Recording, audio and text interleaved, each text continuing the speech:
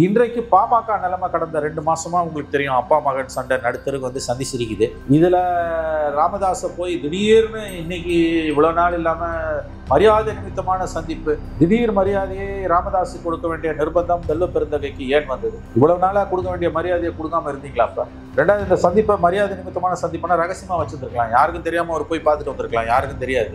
இதை வந்து நீங்க வீடியோ எடுத்து பொது வெளியில பதிவு பண்றீங்க, மீடியால பதிவு பண்றீங்க, அது பிறகு பேட்டியும் கொடுக்குறீங்கன்னா கண்டிப்பா இதுல அரசியல் இருக்கு. மறுபடியும் சொல்றேன் சிவா, இது 2 பாசிபிலிட்டி தான் நான் நினைக்கிறேன். இது பாமகவை திமுக கூட்டணிக்கு கொண்டு வருவதற்கு ஏதோ ஒரு வாய்ப்பு இருக்கிறதுன்னு தான் நாம் இதை புரிஞ்சுக்கணும். இதுல முதலமைச்சர் அவர்களுக்கு திமுக கூட்டணிக்குள்ள கொண்டு வரத்துக்கு ஒரு முயற்சியை திமுக தலைவர் முதலமைச்சர் மு.க. ஸ்டாலின் அவர்களுடைய பரிபூர்ண ஆசீர்வாதத்துடன் செல்வ பெருந்தகை மேற்கொண்டிருக்கிறார். அல்லது இப்படிப்பட்ட முயற்சிகள் மூலமாக திருமாவுக்கு ஒரு செக் வைக்க திமுக நினைக்கிறது.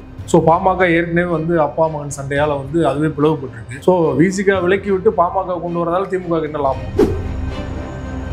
பாமக கூட்டணிக்கு வருமா வராதா அப்படிங்கிறத ஸ்டாலின் முடிவு பண்றது 2வது பேச்சு. அமித்ஷா முடிவு பண்ணும் இல்லையா பாமக எந்த அது முக்கியம். ரொம்ப நல்ல கேள்வி சிவா, ரைட், நல்ல கேள்வி. அமித்ஷா முடிவு பண்ணும். பாமக வந்து என்டிஏக்கு வராம திமுகவுக்கு போதுன்னா அமித்ஷா அதை அலோவ் பண்ணுவாரான்றது நியாயமான கேள்வி. ஏன்னா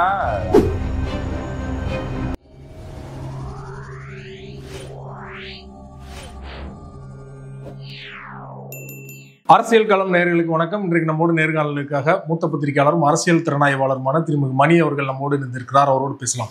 சார் வணக்கம். சார் வணக்கம். பாமகவில் அன்புமணி ராமதாஸ் மோதலை தொடர்ந்து திமுக பக்கம் பாமக வர வாய்ப்பு இருக்கு அப்படிங்கிற மாதிரியான தகவல் தொடர்ச்சியா வந்துட்டு இருக்கு. இந்த சூழல்ல திமுக கூட்டணியில முக்கிய அங்கமா இருக்கிற காங்கிரஸோட தலைவர் செல்வ பெருந்தகை அவர்கள் தைலாபுரத்துல போய் ராமதாஸ் அவர்களை சந்திச்சதுதான் பேசு பொருளா மாறி இருக்குது. இந்த சந்திப்பு மரியாதை நிமித்தமான சந்திப்பு தான் அப்படின்னு சொல்லிட்டு சந்திச்சதுக்கு அப்புறமா செல்வ பெருந்தகை பேசியிருக்காரு. நீங்க அப்படிதான் பாக்குறீங்களா? நம்புற மாதிரி இல்லை, என்னமோ நடக்குது. இப்போ ஒன்று, பாமகவை திமுக கூட்டணிக்குள்ள கொண்டு வரத்துக்கு ஒரு முயற்சியை திமுக தலைவர் முதலமைச்சர் மு.க. ஸ்டாலின் அவர்களுடைய பரிபூர்ண ஆசீர்வாதத்துடன் இவர் செல்வ பெருந்தகை மேற்கொண்டிருக்கிறார். அல்லது இப்படிப்பட்ட முயற்சிகள் மூலமாக திருமாவுக்கு ஒரு செக் வைக்க திமுக நினைக்கிறது. ஏன்னா ஆல்ரெடி மதிமுக வெளியில் போகிறது கன்ஃபார்ம் ஆகிப்போச்சு. மதிமுகவில் 21 தேர்தலில் போட்டி போட்ட முத்துரத்னம் என்ற ஒரு கேண்டிடேட்டு, அப்புறம் திருப்பூரில் மதிமுகவுடைய 2 முன்னணி நிர்வாகிகள் 3 பேர் 2 நாள் முன்னால் ஸ்டாலின் முன்னிலையில் திமுகவில் சேர்ந்திருக்காங்க. கடந்த 6 ஆண்டுகளாக திமுக கூட்டணியில் அங்கம் வகிக்கிற ஒரு கட்சி மதிமுக. கூட்டணி கட்சிகளிலிருந்து கடந்த 6 ஆண்டுகளில் முக்கியஸ்தர்கள் யாரையும் மு.க. ஸ்டாலின் அவர்கள் திமுகவில் சேர்த்து கொண்டதில்லை. முயற்சி பண்ணாங்க மதிமுகலேருந்து. ஆனால் மு.க. ஸ்டாலின் அவர்கள் அதை செய்யவில்லை. அதே மாதிரி காங்கிரஸ்லேருந்து ராயபுரம் மனோ அவர்கள் முயற்சி பண்ண போதும் அவர் அதை சேர்த்துக்கல. மதிமுகலேயே வேறு சிலர் கடந்த காலங்களில் முயற்சி பண்ண போது இந்த 6 ஆண்டுகள் அவர் ஸ்டாலின் அவர்களை சேர்த்துக்கொள்ளவில்லை. அவர் ஒரு கூட்டணி தர்மத்தை கடைபிடிக்கிறார், அதில் எந்த சந்தேகமும் இல்லை. அவர் ஒரு பர்ஃபெக்ட், அதில் வந்து ஒரு பொலிட்டிக்கல் பர்சனாக. ஏன்னா கூட்டணி கட்சியிலேருந்து நம்ம சேர்த்தோன்னா அது கண்டிப்பாக அது ஒரு முறையாக இருக்காது, எத்திக்கலி முறையாக இருக்காது, பொலிட்டிக்கல் மொராலிட்டி இருக்காதுன்னு அவர் நினைச்சார். இது இஸ் கரெக்ட், ரொம்ப தெளிவான ஒரு பார்வை தான். ஆனால் மதிமுகலேருந்து 2 நாள் மேலே நடந்தது, அந்த 3 பேரை சேர்த்தது தெளிவான சமிக்கை. மதிமுக 26 திமுக கூட்டணியில் இருக்காது என்பதற்கான தெளிவான சமிக்கையாகத்தான் நம்ம அதை எடுத்துக்கொள்ள வேண்டும். மதிமுகவும் ரொம்ப பேசுகிறாங்க. இப்போ அவங்க அந்த சம்பவத்துக்கு, முத்துரத்னம் சேர்ந்த சம்பவத்துக்கு 4 நாள் முன்னால் அவங்களோட பொதுக்குழுவில் மிக கடுமையாக திமுக விமர்சிக்கப்பட்டிருக்கிறது. அரசு விமர்சிக்கப்பட்டால் பரவாயில்ல, திமுக விமர்சிக்கப்பட்டிருக்கிறது. எல்லாம் என்னென்னமோ பேசியிருக்காங்க. கடைசியில் பேசின வைகோ வந்து எனக்கு இதுக்கு சம்மந்தம் இல்லை, இது என் கருத்து இல்லை, கட்சியோட கருத்து இல்லை, தனிப்பட்டவர்கள் கருத்துன்னு பேசி முடிச்ச பிறகு சொன்னார். இது வழக்கமான நாடகன்றது நம்மை விட நன்கு அனுபவம் வாய்ந்த 50 ஆண்டுகளுக்கு மேலே அரசியல் அனுபவம் உள்ள ஸ்டாலின் அவர்களுக்கு நன்றாக தெரியும். அதனால் மதிமுகவை வெளியேற்றுறதுன்னு முடிவு பண்ணிட்டாங்க. 2001 கலைஞர் வெளியேற்றினார் மதிமுகவை திமுக கூட்டணியிலிருந்து. 2011 ஜெயலலிதா வெளியேற்றினார் அதிமுக கூட்டணியிலிருந்து. 2026 மு.க. ஸ்டாலின் அவர்கள் மதிமுகவை திமுக கூட்டணியிலிருந்து வெளியேற்ற வேண்டும் என்று முடிவு செய்து விட்டார் என்றுதான் நான் புரிந்து கொள்கிறேன். ஒன்று, இன்றைக்கு பாமக நிலைமை கடந்த 2 மாசமா உங்களுக்கு தெரியும். அப்பா மகன் சண்டை நடுத்தருக்கு வந்து சந்திச்சிருக்குது. இதுல ராமதாஸை போய் திடீர்னு இன்னைக்கு இவ்வளவு நாள் இல்லாம மரியாதை நிமித்தமான சந்திப்பு, திடீர் மரியாதையை ராமதாஸுக்கு கொடுக்க வேண்டிய நிர்பந்தம் செல்வ பெருந்தகைக்கு ஏன் வந்தது? இவ்வளவு நாளா கொடுக்க வேண்டிய மரியாதையை கொடுக்காம இருந்தீங்களா? அப்ப ரெண்டாவது, இந்த சந்திப்பை மரியாதை நிமித்தமான சந்திப்புனா ரகசியமா வச்சிருந்துருக்கலாம், யாருக்கும் தெரியாம அவர் போய் பார்த்துட்டு வந்திருக்கலாம், யாருக்கும் தெரியாது. இதை வந்து நீங்க வீடியோ எடுத்து பொது வெளியில பதிவு பண்றீங்க, மீடியால பதிவு பண்றீங்க, அதுக்கு பிறகு பேட்டியும் கொடுக்குறீங்கன்னா கண்டிப்பா இதுல அரசியல் இருக்கு. மறுபடியும் சொல்றேன் சிவா, இது 2 பாசிபிலிட்டி தான் நான் நினைக்கிறேன். இது பாமகவை திமுக கூட்டணிக்கு கொண்டு வருவதற்கு ஏதோ ஒரு வாய்ப்பு இருக்கிறதுன்னு தான் நாம் இதை புரிஞ்சுக்கணும். இதுல முதலமைச்சர் அவர்களுக்கு கோபம் வராது, பாமகவை உள்ள இழுக்கக்கூடிய முயற்சியில் காங்கிரஸ் இறங்கினால் முதலமைச்சருக்கு கோபம் வராது என்று 100% உத்தரவாதம் இருக்கிற காரணத்தால் மட்டுமே செல்வ பெருந்தகை அவர்கள் ராமதாஸை போய் பார்த்திருக்கிறார். ஒன்று. ரெண்டாவது, அப்படி இல்லை கூட்டணிக்கு முதலமைச்சர், ஏன்னா கூட்டணி உள்ள தமிழ்நாட்டில் யாரை சேர்க்கணும் யாரை விளக்கணும்னு ஸ்டாலின் தான் முடிவு செய்வார். கூட்டணிக்கு தமிழ்நாட்டில் அவர் தான் தலைவர். ரெண்டாவது பாசிபிலிட்டி என்னன்னா, விசிகா நிறைய டிமாண்டை வச்சுட்டு இருக்காங்க, நிறைய விமர்சனங்களும் பண்றாங்க. விசிகாவை வழிக்கு கொண்டு வரதுக்கு ஒரு செக் வைக்கிறதுக்கு, இதை பாருங்க எங்களுக்கு ஆப்ஷன் இருக்குது, பாமக இருக்குது அப்படின்னு திருமாவுக்கு சொல்லக்கூடிய செய்தியாகவும் இதை நான் பார்க்கிறேன். இது 2ல ஏதாவது ஒன்றா கண்டிப்பாக அது இருக்கும். திருமாவர்களுக்கு இந்த சந்திப்பை நாம் கடந்து போக முடியாது. திருமாவர்களுக்கு செல்வ பிறந்தகை மூலமா அனுப்பப்பட்ட மெசேஜ் அது.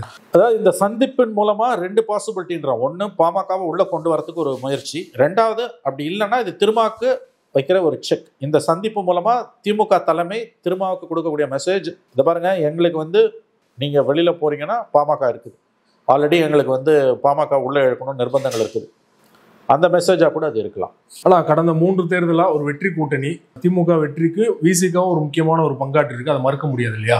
ஸோ பாமக ஏற்கனவே வந்து அப்பா மகன் சண்டையால வந்து அதுவே பிளவுபட்டிருக்கு. ஸோ விசிகா விலக்கி விட்டு பாமக கொண்டு வரதால திமுக என்ன லாபம்? அவ்வளோ சீக்கிரமா அந்த முடிவை ஸ்டாலின் எடுக்க மாட்டார் நான் நம்புறாங்க. அதாவது நீங்கள் சொல்வது சரி, கடந்த 3 தேர்தல்களில் உறுதியா கூட இருக்கக்கூடிய ஒரு கட்சி விசிகா. பாமக தேர்தலுக்கு தேர்தல் அணி மாறக்கூடிய கட்சி. ஆனால் கடந்த சில ஆண்டுகளாக எஸ்பெஷலி நாடாளுமன்ற தேர்தல் முடிவுகளுக்கு பிறகு விசிகாக்கும் திமுகவுக்கும் இடையிலான உரசல் அதிகமாக இருக்குது. அதுக்கு காரணம் திமுக தான். ஏன்னா தமிழ்நாடு முழுவதும் தலித் மக்களுக்கு, தாழ்த்தப்பட்ட மக்களுக்கு எதிராக இழைக்கப்படக்கூடிய கொடுமைகள் வந்து நாளுக்கு நாள் அதிகமாகிக் கொண்டிருக்கிறது. திராவிட முன்னேற்ற கழகம் இடைநிலை ஜாதிகளுக்கான கட்சி தான், அது தலித்துகளுக்கு எதிரான கட்சி என்ற பொதுவாக ஒரு தரப்பினரிடம் நிலவக்கூடிய கருத்தோட்டத்தை வலுப்படுத்தக்கூடிய விதத்தில் தான் கடந்த ஓராண்டு காலமாக திராவிட முன்னேற்ற கழகத்துடைய செயற்பாடுகள் இருந்து கொண்டிருக்கின்றன. விசிகாக திமுகவுக்கும் இப்போ இடையில ஏற்பட்டிருக்கக்கூடிய அந்த உரசல் அல்லது அந்த பனிப்போருக்கு முழுக்க காரணம் திமுக தானே ஒழிய திருமா கிடையாது. ஏன்னா கொள்கை வழி நிற்கக்கூடிய ஒரே தலைவர்னா விசிகா மட்டும்தான் என்னால் சொல்ல முடியும். ஏன்னா அங்கே மோடி அரசாங்கத்தை 11 ஆண்டு காலம் முடிந்து 12வது ஆண்டில் மோடி அரசு இன்று சென்று கொண்டிருக்கிறது. காஷ்மீர்லேருந்து கன்னியாகுமரி வரைக்கும் பெரும்பாலான தலித் தலைவர்கள் பிஜேபிக்கு அடிமையானார்கள். மாயாவதியிலேருந்து, ராம்விலாஸ் பாஸ்வான்லேருந்து, அத்வாலேலேருந்து சொல்லிக்கிட்டே போகலாம். அதில் பிஜேபிக்கு தமிழ்நாட்டிலேயே பெரும்பாலான தலித் தலைவர்கள் பிஜேபிக்கு அடிமையானார்கள். அதில் பிஜேபிக்கு அடிமையாகாமல் இருக்கக்கூடிய, இத்தனைக்கும் மிகப்பெரிய அளவில் ஆசை வார்த்தைகள் காட்டப்பட்ட பிறகும் அதற்கு பிஜேபிக்கு அடிபணியாமல் இருக்கக்கூடிய விலை போகாத ஒரே தலைவர் திருமாவுக்கும் விசிகாவுக்கும் திமுகவுக்கும் பிரச்சனை வந்திருக்குது. அந்த பிரச்சனைக்கு காரணம் திமுக தான். ஆனால் அதை திமுக ஏற்றுக்கொள்ள மறுக்கிறது. மதிமுகவுக்கும் திமுகவுக்கும் ஏற்பட்ட பிரச்சனைக்கு காரணம் மதிமுக, திமுக கிடையாது. ஏன்னா ரொம்ப லாங் ரோப்பு தான் ஸ்டாலின் கொடுத்தாரு. துரை வைகோவுடைய வருகைக்கு பிறகு அந்த கட்சியோட போக்கு மாறிடுச்சு. அதனால மதிமுகவுக்கும் திமுக இன்னைக்கு ஏற்பட்டிருக்கக்கூடிய இந்த மோதல், மதிமுக கூட்டணி விட்டு அநேகமாக வெளியேறி கொண்டிருக்கிறது. இதற்கு முழுக்க காரணம் மதிமுக தான். ஆனால் விசிகாவுக்கும் திமுகவும் ஏற்பட்டிருக்கக்கூடிய இன்றைக்கு பிரச்சனைக்கு விசிகா திமுக கூட்டணியில் தான் தொடரும் என்று நான் இன்னமும் நம்புறேன் இப்பயும். ஆனால் இப்போ ஒரு மனக்கசப்பு ஏற்பட்டிருக்கு, அதுக்கு காரணம் முழுக்க திமுக தான். இந்த சூழ்நிலையில செல்வ பெருந்தகையோட சந்திப்பை நம்ம மேலே சொன்ன மாதிரி அந்த 2 சான்சஸ் தான் அதுக்கு இருக்குன்னு தான் நான் பார்க்குறேன். ஒருவேளை பாமக திமுக கூட்டணி வர வாய்ப்பு இல்லை, வந்தால் விசிகாவோட நிலைமை என்ன ஆகும்? ஏன்னா ஏற்கனவே அவரே சொன்னது என்னன்னா, அதிமுக கூட்டணிக்கு வரது பிரச்சனை இல்லை, ஆனால் பாஜக இல்லைன்னா போவோம். ஆனால் அங்கே வந்து ஸ்ட்ராங்கா பாஜக இருக்காங்க இல்லையா? ஸோ அவரோட ஆப்ஷன் என்ன? பாட்டாளி மக்கள் கட்சி திமுக கூட்டணிக்கு வந்தால் விசிகா அந்த கூட்டணியை விட்டு வெளியேறும், நான் உறுதியாக நம்புறேன். இதில் வந்து அப்பா பாமக 2ஆ உடஞ்சி அன்புமணி பாமக என்டிஏக்கும் ராமதாஸ் பாமக திமுக வந்ததுன்னா அது பரவாயில்லன்னு திரும்ப அமைதியாக இருப்பார் நான் நம்பலை. அடிப்படையில் பாஜகவும் பாமகவும் ஒன்று மதவாத கட்சி, ஒன்று சாதியவாத கட்சின்றதுல திமுக ரொம்ப திரும்ப உறுதியாக இருக்கார். அதனால் பாமக அது ஒன்றுபட்ட பாமகவோ அல்லது ராமதாஸ் தலைமையிலான உடைஞ்ச பாமகவோ அது திமுக கூட்டணிக்கு வந்தால் நான் உறுதியாக நம்புகிறேன், நிச்சயமாக சொல்கிறேன், விசிகா அந்த கூட்டணியை விட்டு வெளியேறும். அந்த இழப்பை திமுக தாங்குமா? ஸ்டாலின் அவர்கள் அந்த தவறை செய்வாரானா எனக்கு தெரிஞ்ச வாய்ப்பு குறைவு. அது கடந்த காலங்களில் நீங்கள் பார்த்தீங்கன்னா அவர் ரொம்ப இன்க்ளூசிவ் ஒரு பாலிட்டிஷனாக தான் இருந்திருக்கார். கலைஞரை விட இன்க்ளூசிவ் பாலிட்டிஷியன். அதாவது எல்லாரையும் அரவணைச்சு போற ஒரு தலைவராக தான் ஸ்டாலின் இருந்திருக்காரு. ரெண்டாவது மூணு தேர்தலில் ஒரு கூட்டணியை ஒரே மாதிரி கொண்டு போறதுன்றது ரொம்ப ஒரு வரலாற்று சாதனை. அதை உண்மையிலே ஸ்டாலின் செஞ்சிருக்காரு தான் நான் பார்க்குறேன். அவர் மீதும் அவர் அரசின் மீது நமக்கு 1000 விமர்சனங்கள் உண்டு. பட் இந்த ஒரு விஷயத்துல, அதாவது 3 தேர்தல்களில் ஒரு கூட்டணியை கலைஞர் கூட கொண்டு போனது கிடையாது. 2 எலெக்ஷனுக்கு மேல கலைஞர் ஒரு கூட்டணியை வச்சதே கிடையாது. 3 தேர்தல் அதுவும் வெற்றி கூட்டணியா கொண்டு போனதுன்றது மாபெரும் சாதனை. அஃப்கோர்ஸ் தமிழ்நாட்டோட சூழல் அதுக்கு ஏற்றதா இருந்தா கூட எவ்வளவோ நெருக்கடிகளுக்கு மத்தியில் ஸ்டாலின் அதை சாதிச்சிருக்கார். உதாரணத்துக்கு மதிமுக துரை வைகோ திருச்சியில் போட்டியிடும் பொழுது அவங்களுக்கு வந்து அங்கீகாரம் போயிடுச்சு, அவங்க சிம்பல் இல்லை, மமர சிம்பல்லாம் காலி.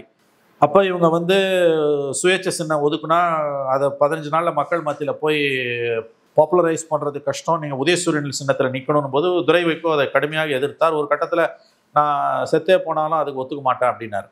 இதுக்கு எதுக்கு சாவாங்கன்னு தெரியல. அவரு அப்படிலாம் டைலாக் பேசினாரு. அவங்க அப்பா மாதிரியே துரை வைக்கும் டைலாக் பேசினார். அப்போ உண்மையிலேயே ஸ்டாலின் வந்து ரொம்ப பெருந்தன்மையோட நடந்து கொண்டார். அவர் வந்து வேணா உதயசூரியன் சின்னத்தில் நிற்க வேணாம், அவர் விரும்புகிற அந்த சுயேட்சை சின்னத்துக்கு எதுக்கு அலாட் பண்ணுறாங்களோ அதை நிற்கணும், ஆனால் ஜெயிக்க வைக்கிறது உங்கள் பொறுப்புன்னு அருண் நேருக்கிட்ட நேருக்கிட்ட சொன்னார். அதில் தான் அவங்க வந்து நேரு இல்லைன்னா அங்கே துரை வைக்கோ ஜெயிச்சிருக்க முடியாது. அந்த சிம்பலை வந்து உங்களுக்கு தீக்குச்சி சிம்பலை கொடுத்தாங்கன்னு நினைக்கிறேன். நேருவோட செல்வாக்கு திருச்சி மாவட்டத்தில் உங்களுக்கு எப்படின்றது தெரியும். சுயேட்சை சின்னத்தை 15 நாளில் பிரபல்யப்படுத்தி ஜெயிக்க வச்சது முழுக்க நேருவோட தலைமைக்கு கிடைச்ச வெற்றி தான். நான் ஏன் சொல்லனா, அன்னைக்கு வைகோ ஒரு ரிஜிட் ஸ்டாண்ட் எடுக்கும்போது ஒரு தொகுதி நம்மளை விட்டு போயிடும், அதனால நீங்கள் வேணாம், நீங்கள் எங்கள் சின்னத்திலே நில்லுங்கன்னு ஸ்டாலின் அழுத்தம் கொடுக்கல. சொல்லி பார்த்தாங்க ஒரு தடவை, அவர் மருத்துவம்னா விட்டுட்டாங்க. அந்த மாதிரி அவங்க இன்க்ளூசிவாக தான் இருக்காங்க, அதை நம்ம மறுக்க முடியாது. அதனால அந்த ஆங்கிளில் பார்க்கும்போது ஸ்டாலின் அவர்கள் இழப்பாரான்றதும் ஒரு பெரிய கொஸ்டின் தான். ஆனால் இந்த சந்திப்பை சாதாரணமாக எடுத்துக்க முடியாது. இது நான் தெளிவாக சொல்வேன், என்னோட கணிப்புலேருந்து பார்க்கறது, இது முதலமைச்சருடைய மறைமுகமான, இப்படி தான் எடுத்துக்கணும், முதலமைச்சருடைய மறைமுக ஆசீர்வாதம் இல்லாமல் செல்வ பிறந்தகை போய் ராமதாஸை சந்தித்திருக்க மாட்டார். அப்படி இல்லை, ஒரு முதலமைச்சருக்கு இது பிடிக்கல அப்படின்னா கண்டிப்பாக திமுக தன்னுடைய அதிருப்தியை ஏதாவது ஒரு ரூபத்தில் வெளிப்படுத்தும். அதை செய்ய மாட்டார். ஏன்னா இந்த அலையன்ஸ் வந்து சோனியா காந்தியும் ராகுல் காந்தியும் ஸ்டாலின் கூட இருக்கக்கூடிய அவங்களோட அந்த அண்டர்ஸ்டாண்டிங் வந்து ரொம்ப பர்ஃபெக்டான ஒரு அண்டர்ஸ்டாண்டிங். இந்த கூட்டணியை வந்து நம்ம அவங்க 26ல் கொண்டு போகணும், 29க்கும் கொண்டு போகணும் தான் நினச்சிட்டு இருக்காங்க. அதனால் அவர்கள் வந்து ராமதாஸ் விஷயத்தில் ஸ்டாலினுடைய சம்மதம் இல்லாமல் செல்ல பிறந்தகை தனியாக ஒரு லைன் எடுத்து போய் பார்ப்பாருன்னு நான் நம்பலை. அது ஸ்டாலினை கோபப்படுத்தணும்னா அவர் கண்டிப்பாக செய்ய மாட்டார். அந்த டைனமிக்ஸ் புரிஞ்சவங்களுக்கு அது தெரியும். அப்படின்னா என்ன நடக்குது, பாமக உள்ளே இழுக்க இவங்க முயற்சி பண்ணுறாங்களா?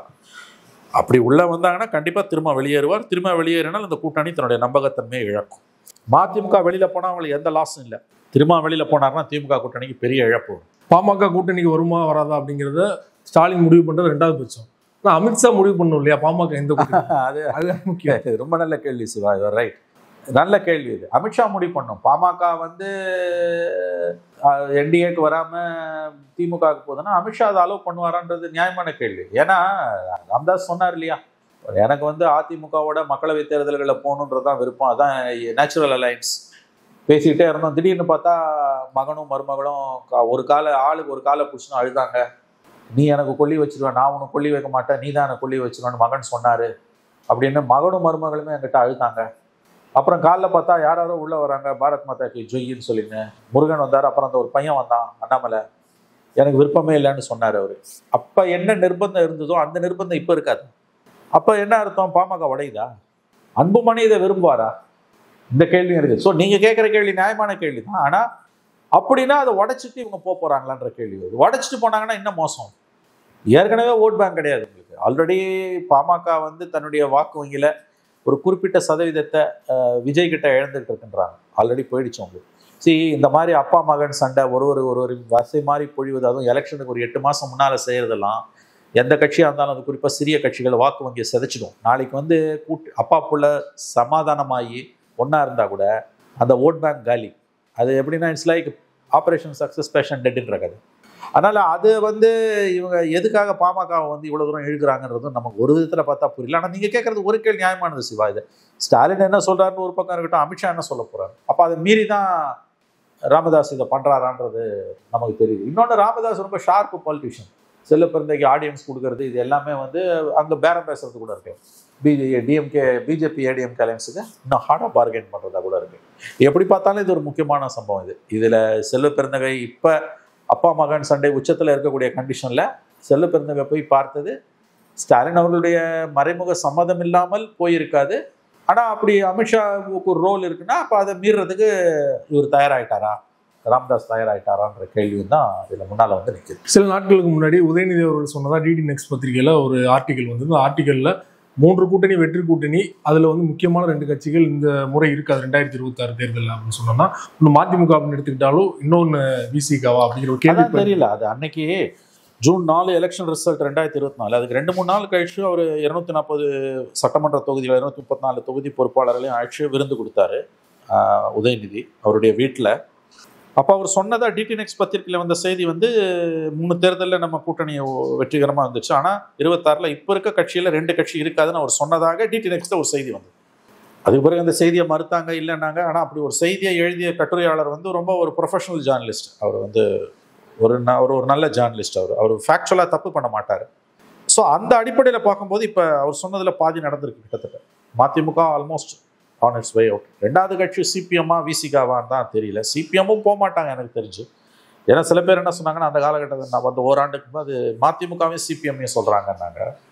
சிபிஎம் இல்லை, ஐ திங்க் அது விசிகாவான்ற சந்தேகம் தான் இப்போ எழும்பி நிற்குது. எப்படி பார்த்தாலும் இந்த சந்திப்பு, செல்வ பெருந்தகையோட சந்திப்பு, it's a new development, interesting development. இதுக்கு பின்னால் ஒரு அரசியல் இருக்குது. முதலமைச்சரோட சம்மதம் இல்லாமல், ஸ்டாலினுடைய மறைமுக ஆசீர்வாதம் இல்லாமல் செல்வ பெருந்தகை ராமதாஸை போய் சந்தித்திருக்க மாட்டார் என்றுதான் நான் பார்த்தேன். தமிழ்நாடு காங்கிரஸ் தலைமையை தவிர கூட்டணியில் இருக்கிற திமுக கூட்டணியில் இருக்கிற அனைத்து கட்சிகளுமே அதிகமான சீட்டு கேட்குறாங்க இல்லையா? ஸ்டாலின் வந்து என்ன முடிவு எடுப்பாங்க? இல்லை, அது அவங்களுக்கு ஒரு கேம் பிளான் இருக்கும். கண்டிப்பாக அது ஒரு ஃபார்முலா வச்சிருப்பாங்க, வழி கொண்டு வந்துருவாங்க. கூடுதல் சீட்டு கேட்கறதால திமுக கூட்டணியில் நெருக்கடி முட்டுமான்னு கேட்குறீங்க. எனக்கு தெரிஞ்சு நெருக்கடி வரும், ஆனால் அது வெற்றிகரமாக சமாளிக்கப்படும். கண்டிப்பாக போன தேர்தலில் கொடுத்ததை விட கூட இடங்கள் தான் கூட்டணி கட்சிகளுக்கு கொடுக்கப்படும். அதில் ஏதாவது கட்சிகள், ஓரிரு கட்சிகள் வெளியேற்றப்பட்டால் அதை சமாளிக்கிறது ஈஸி. அந்த விதத்தில் பார்க்கும்போது மதிமுக 6 சீட்டு கொடுத்தாங்க. திமுக சிம்பிளில் தான் நின்றாங்க. எப்படி இருந்தாலும் அந்த 6 சீட்டு அவங்க கையில் இருக்குது. மதிமுக வெளியில் போச்சுன்னா இந்த 6 சீட்டை பகிர்ந்து கொடுக்கலாம். பட் அது எப்படி போகும்னு தெரியாது. பட் ஒன்று மட்டும் உண்மை, என்ன நடந்தாலும் அந்த கூட்டணி உறுதியாக தான் இருக்கும் நான் நம்புகிறேன். விசிகா வந்து அன்லஸ் பாமக உள்ளே வந்தாலே தவிர சீட்டு கூட கொடுக்குறாங்க குறைய கொடுக்குறாங்கன்ற காரணத்தால் திரும்ப வெளியில் போக மாட்டார். அவர் அந்த விதத்தில் வந்து உறுதியாக தான் இருப்பாருன்னு தான் நான் பார்க்குறேன். இந்த பிரச்சனையை ஸ்டாலின் வந்து வெற்றிகரமாக சமாளிப்பாருன்னு எனக்கு தோணுது. ஏன்னா எங்கே போவாங்க இவங்க? 11th ஹவரில் எங்கேயும் போக முடியாது. அது இல்லாமல் பிஜேபி வந்து இன்னைக்கு அமித்ஷாவோட பேட்டியெல்லாம் பார்த்தீங்கன்னா அவங்க தமிழ்நாட்டை வந்து குறி வச்சு இன்னைக்கு கபலீகரம் பண்ணிட்டு இருக்காங்க. அப்போ நீங்கள் எங்கேயும் போக முடியாது. உங்களுக்கு இந்த அலையன்ஸை விட்டு போகிறதுக்கு இந்த பார்ட்டி 3 எலெக்ஷனில் உறுதியாக நின்றவங்களுக்கு வேற வாய்ப்பே கிடையாது. ஸோ இந்த அலையன்ஸ் வில் பி இன்டாக்ட்னு தான் எனக்கு தோணும். நீங்கள் முன்னாடி சொன்னது மாதிரி விசிகா தான் திமுகவோட முக்கியமான பலமாக இருக்குது. 2வது காங்கிரஸ் இருந்தாலுமே மற்ற கம்யூனிஸ்ட் கட்சிகள்லாம் பெரிய அளவில் பலமாக இருக்காங்க நினைக்கிறீங்களா? இல்லை, கொடுத்தது வாங்கிப்பாங்க, ஆனால் வெளியில் போக மாட்டாங்க. பிரச்சனை வரும், பேசுவாங்க. பிரச்சனை அவருக்கு வந்து விசிகா மட்டும்தானே வழியே லெஃப்ட்டையும் காங்கிரஸையும் அவங்க டீல் பண்ணிடுவாங்க. மதிமுக வெளியில் அனுப்பிடுவாங்க. விசிகாவை கூடிய வரைக்கும் உள்ளே வச்சுப்பாங்கன்னு தான் நான் நம்புகிறேன். சீட் ஷேரிங்கில் பெரிய ப்ராப்ளம் வராது. திமுகவும் கொஞ்சம் இறங்கி வரும், இவங்க கொஞ்சம் ஏறி போவாங்க. அதனால் வந்து கடந்த முறை கொடுக்கறதை விட கூடுதலாக கொஞ்சம் சீட்டு கொடுப்பாங்க, ஆனால் பெரிய அளவில் இருக்காது. ஓரளவு விட்டு கொடுக்க திமுக தயாராக இருக்குன்றது தான் நான் புரிந்து கொள்கிறேன். ரொம்ப நன்றி சார். சமகால அரசியல் தொடர்பாக பல்வேறு விஷயங்கள் எங்களோட பகிர்ந்து. நன்றி சார். நன்றி.